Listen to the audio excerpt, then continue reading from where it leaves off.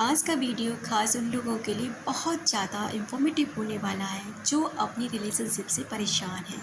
यानी कि पहले तो उस रिलेशन में बहुत प्यार था, बहुत ज़्यादा खुशी थी, लेकिन अब ऐसा कुछ भी नहीं रहा।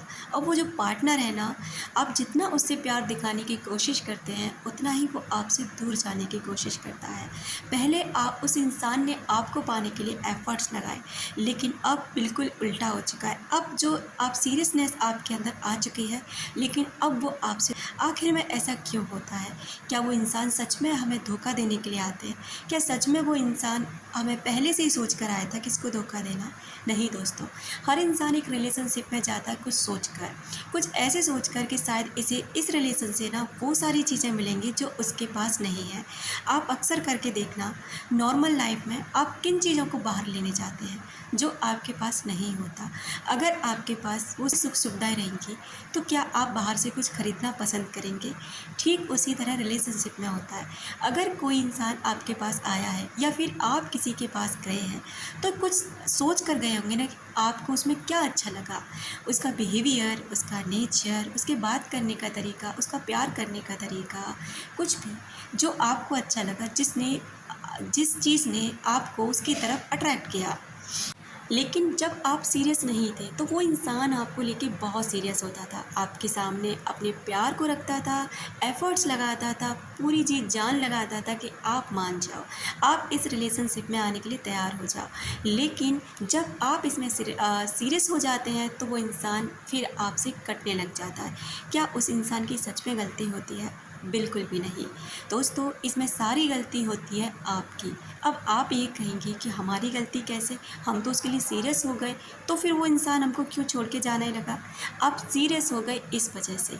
दोस्तों, कोई चीज़ ना जब तक हमें नहीं मिलती, जब तक वो चीज़ हमें बहुत ही कम अमाउंट में मिलती है, हम हमेशा उसकी रिस्पेक्ट करते हैं, हम हमेशा उसकी वैल्यू करते हैं। लेकिन वही चीज़ ना हमें अनलिमिटेड मिल जाए तो उसकी वैल्यू धीरे धीरे ना हमारी नज़रों में कम हो जाती है। और ये सब करना शुरू किया आपने जब पहले आप उसके लिए इतने अवेलेबल नहीं थे।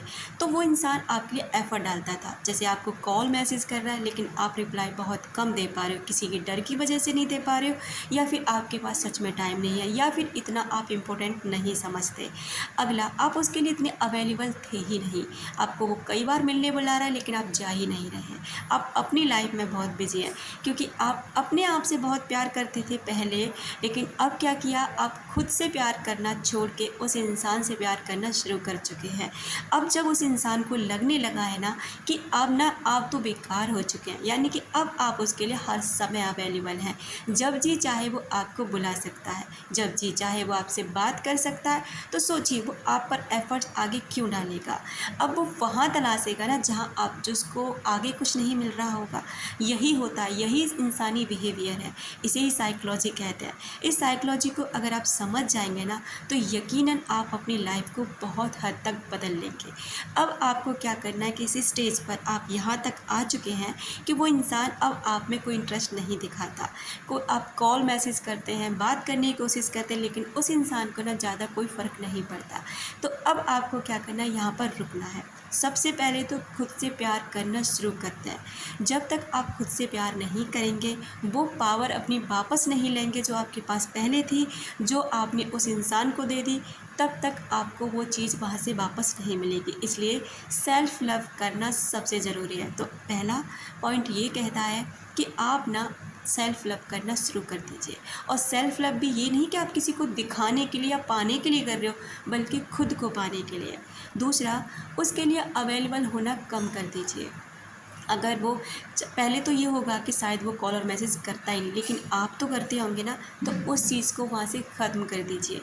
आप बिल्कुल भी उसे कॉल और मैसेज मत कीजिए। और अगर नहीं मान सकते, आपको नहीं रहा जाएगा, तो जितना आप हज़ारों में कर रहे हैं ना मैसेज वगैरह, तो उसको ना बहुत कम 2-4 बार मैसेज करिए बस। उसके बाद बिल्कुल भी नहीं, ना वेट करिए, ना उसे ऑनलाइन ऑफलाइन चेक करिए, ना उसके दोस्तों से उसके बारे में कुछ भी ऐसा पूछिए, क्योंकि आप जानते हैं कि हर दोस्त का एक दोस्त होता है। इस बात को हमेशा याद रखना, जिससे आप शेयर करेंगे वो भी किसी से शेयर करेगा, और हो सकता है वो बात घूम फिर कर उस इंसान तक पहुंच जाए और वो ये फील करे कि आप उसके लिए मरे जा रहे हैं। तो इस चीज़ को यहाँ पर ख़त्म कर दीजिए।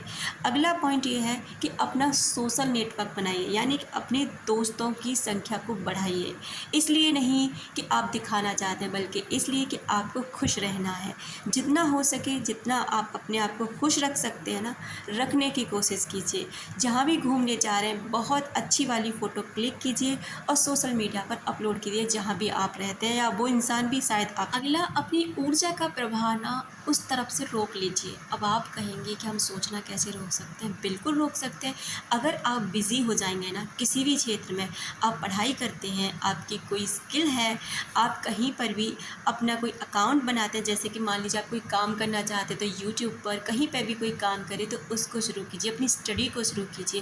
कहने का मतलब ये है कि आप कोई ऐसा पॉइंट तलाशिए जहाँ आप सच में बिजी हो सकें, सच में वहाँ से ध्यान आपका हट सके, क्योंकि तब तक वहाँ से आपका ध्यान नहीं हटेगा जब तक आप ना अपना ध्यान किसी दूसरी जगह नहीं लगाएंगे। आप चाहें तो अध्यात्म से जुड़ सकते हैं, क्योंकि अध्यात्म एक सरल रास्ता होता है किसी भी इंसान से दूर जाने का, उस इंसान से अपनी एनर्जी वापस लेने का और अपनी पावर दिखाने का। तो अगर आप अध्यात्म से जुड़ जाते हैं ना, तो यकीनन आप एक बेहतरीन इंसान बन जाते हैं।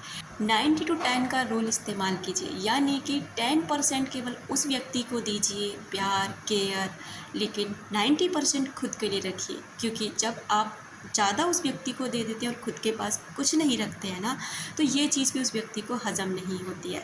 इसलिए हमेशा एक चीज़ है इस दुनिया में कि जो चीज़ हमें फ्री में मिल जाती है, जो चीज़ हमें बिना एफ़र्ट लगाए मिल जाती है, उस चीज़ की हम वैल्यू नहीं करते।